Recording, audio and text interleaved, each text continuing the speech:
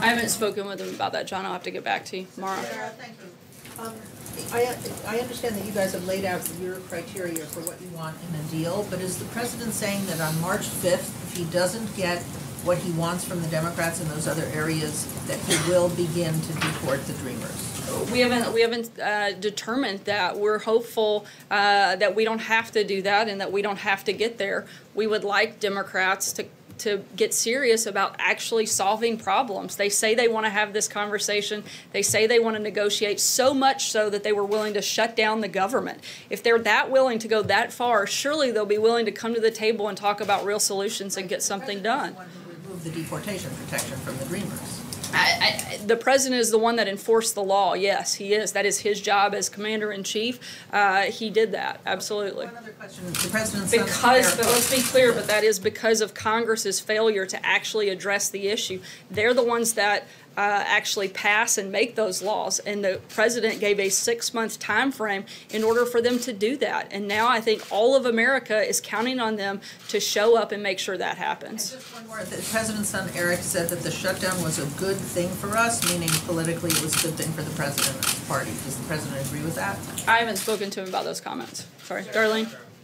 What is the guidance on how quickly the government would reopen and how soon workers would be expected to be back at work, and national parks and other facilities that were closed will reopen?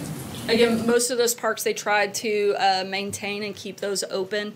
Unlike in past shutdowns, they really tried to minimize the impact on the American people.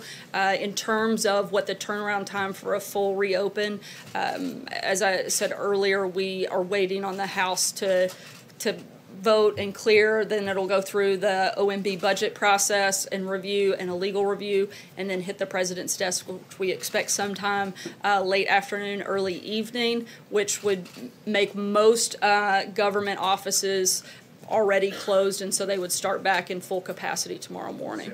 And if that changes, we'll certainly let you guys know, but that's sort of what we tentatively expect at this time. Stephen. I'm hoping to give you a chance to respond to the criticism that Senator Schumer lobbed over the weekend.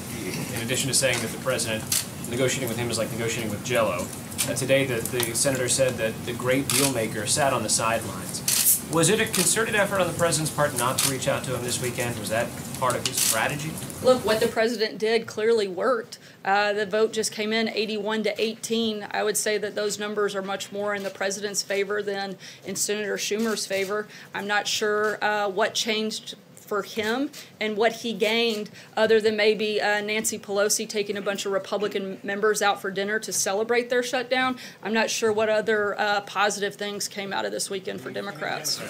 Yeah, sorry, Democrat members. I'll take one last question. Kristen? Just following up on that, in addition to Chuck Schumer saying the president negotiates like Jell-O, even Leader McConnell said he wasn't completely clear on where the president stood when it comes to some of these immigration priorities. So is the president shifting his policy positions behind the scenes under pressure from his conservative base? Not at all. The president, as well as the administration, we've laid out clearly in a 3-page memo what our priorities are, what our principles are for this process, and we have been very consistent on that front. Do Jason Miller and John Kelly have veto power over any immigration deal? Jason Miller doesn't work in the administration. The only person I'm aware of with veto power in this country is the president. Thanks, guys.